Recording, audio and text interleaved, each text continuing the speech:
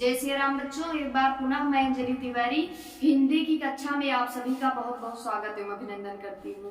बच्चों, आज मैं आप लोगों के समक्ष प्रत्यय का टॉपिक लेकर उपस्थित हूँ। तो आइए जानते हैं कि प्रत्यय क्या होता है। इससे पहले बच्चों मैंने आप सभी को उपसर्ग के विषय में पढ़ाया है।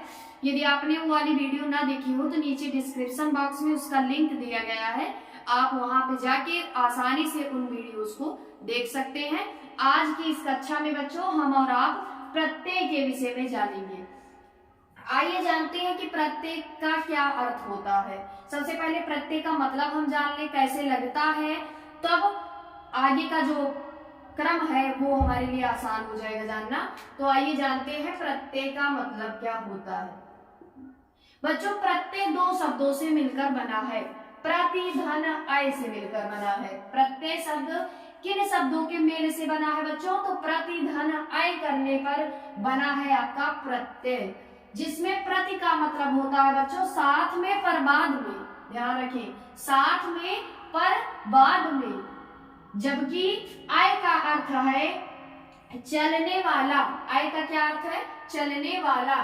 तो जो शब्दांश शब्दों के अंत में जुड़कर, यानी शब्दों के अंत में जुड़ेंगे। अभी तक आपने जाना उपसर्ग जो है वो किसी शब्द के पहले जुड़ता है और प्रत्यय ठीक उसके विपरीत में, यानी पीछे जुड़ता है। प्रत्यय जो शब्दांश शब्दों के अंत में जुड़कर उनके अर्थ में परिवर्तन कर देते हैं या नवीन विशेषता उत्पन्न कर देते हैं, प्रत्यय कहलाते हैं। बच्चों, प्रत्यय और उपसर्ग में सिर्फ यही अंतर है कि प्रत्यय जो होता है वो किसी शब्द के अंत में जुड़ता है और जो उपसर्ग होता है बच्चों वो किसी शब्द के पहले जुड़ता है। और जब उपसर्ग पहले जुड़ेगा तो तब भी उसके अर्थ में परिवर्तन आ जाएगा शब्द के, और यदि प्रत्यय जुड़ेगा तब भी अर्थ में कुछ ना कुछ परिवर्तन आ जाएगा या फिर कोई नवीन विशेषता उत्पन्न हो जाएगी। तो आइए यहाँ पे हम लोग एक उदाहरण के थ्रू समझेंगे कि प्रत्यय क्या होता है। जैसे यहाँ पे बच्चों हमने एक शब्द लिया है दया। अब यदि हम इसमें आलु प्रत्यय जोड़ दें तो क्या बन जाएगा बच्चों? दयालु बन जाएगा। इसी तरह दो तरीके से आपसे प्रश्न पूछा जा सकता है परीक्षा में। यदि आपको शब्द दिया है तो आपको मूल शब्द और प्रत्यय अलग अलग करके दोनों लिखना होगा, या फिर आपको प्रत्यय दिया है तो प्रत्यय आपको मतलब प्रत्यय से कौन कौन से शब्द बन सकते हैं उपर्युक्त प्रत्यय से वो आपको लिखने होंगे। तो यहाँ पे मैं दोनों ही तरीके आप सभी को बताऊंगी।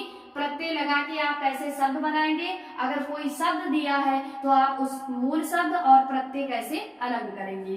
तो जैसे बच्चों यहाँ पे दयालु शब्द है तो यहाँ पे दया जो है बच्चों वो मूल शब्द है आपका, और आलू इसमें क्या है? प्रत्यय है। तो बच्चों अगर आपको आलू दिया है तो आप दयालु बना सकते हैं शब्द। अगर आपको दयालु दिया है तो आप दया प्लस आलू कर सकते हैं, यानी दया इसमें मूल शब्द है और इसमें आलू प्रत्यय जुड़ा है। तो यहाँ पे मैंने 3-4 प्रत्यय लिखे हैं और उनसे बनने वाले शब्द यहाँ पे मैंने लिखे हैं।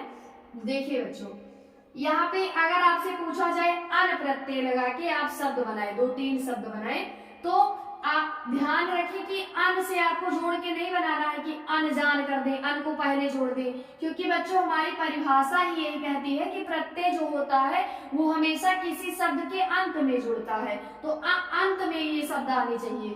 जैसे देखिए गमन, तो इसमें अन आ रहा है लास्ट में। देखिए पठन, दर्शन, पूजन, नमन, इसमें अन प्रत्यय है। फिर इसी तरह आपको आन दे दे तो उठान, चलान, थकान, मिलान, तूफान, इस तरह से आप शब्द बना सकते हैं। फिर आपको ता दे दे, ता प्रत्यय, तो आपको इसके मेल से शब्द बनाना है तो आप बना सकते हैं महानता, उदारता, मधुरता, सब में देखिए पीछे ता प्रत्यय जुड़ा है।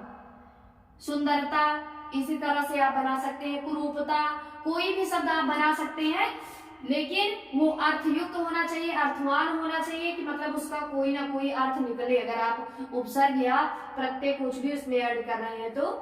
इसी तरह आई तो पढ़ाई, लिखाई, विदाई, भलाई, इस तरह से आप शब्द बना सकते हैं।